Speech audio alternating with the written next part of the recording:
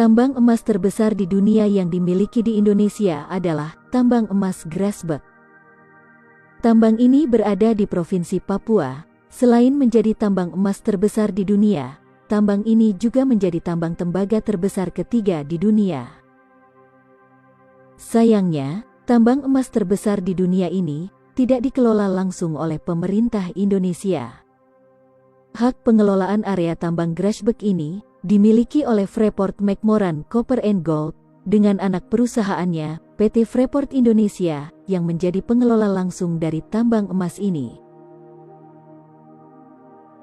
Ketika pertambangan ini dibuka, hingga sekarang, pertambangan ini telah menghasilkan 7,3 juta ton tembaga dan 724,7 juta ton emas. Kalau itu dibagikan pada setiap masyarakat Indonesia, maka setiap masyarakat Indonesia bisa mendapatkan kurang lebih 3 ton emas per kepala. Bisa dibayangkan jika itu terjadi, semua penduduk Indonesia akan hidup dengan bergelimang harta. Arab Saudi, Amerika, China dan semua negara di dunia tidak akan bisa menyaingi Indonesia. Indonesia akan menjadi satu-satunya negara super kaya jika tambang tersebut dikelola sendiri oleh Indonesia dari awal. Itu hanya emas, belum lagi tembaga, serta bahan mineral lainnya. Seharusnya nama kota di sana itu bukan Tembagapura, tapi lebih cocoknya Emaspura. Nama Tembagapura diberikan seolah upaya untuk menutupi mineral berharga yang mendominan di sana. Pertambangan ini dikelola oleh Amerika.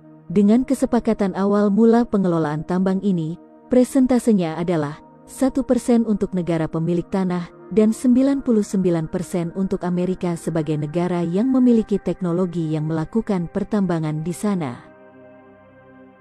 Selain potensi hasil tambang emasnya yang begitu besar, tambang Grasberg ini juga mengandung bahan tambang lainnya, sebut saja tembaga dan perak, dengan jumlah estimasi cadangan kandungan yang ada, dalam jumlah yang sangat besar. Bahkan, ketika emas, perak dan tembaga di sana mulai menipis, ternyata, di bawah lapisan emas dan tembaga, tepatnya di kedalaman 400 meter, ditemukan kandungan mineral yang harganya 100 kali lebih mahal daripada emas.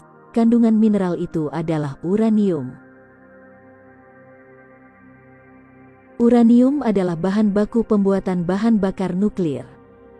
Belum jelas jumlah kandungan uranium yang ditemukan di sana, tapi kabar terakhir yang beredar, menurut para ahli, kandungan uranium di sana cukup untuk membuat pembangkit listrik nuklir dengan tenaga yang dapat menerangi seluruh bumi, hanya dengan kandungan uranium di sana.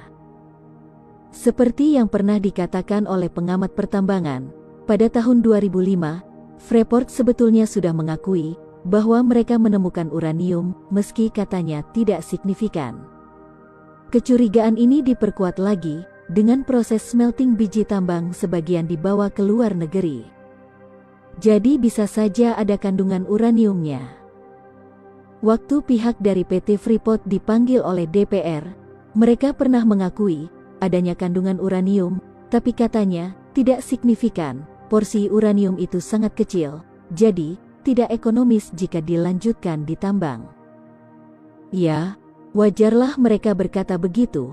Di dalam kontrak dengan Indonesia, mereka hanya diperbolehkan menambang emas dan tembaga. Ini akan sangat sulit bagi pemerintah Indonesia untuk membuktikannya. Perusahaan Freeport itu tidak terbuka dan tidak bisa diaudit di Indonesia, namun terbuka di luar negeri.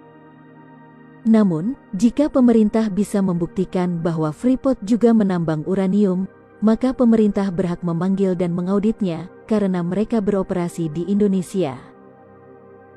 Kecurigaan bahwa Freeport memproduksi uranium memang bukan hal baru. Pada masa pemerintahan Presiden Abdurrahman Wahid, Freeport pernah dituntut untuk ditutup oleh Menko Equine saat itu.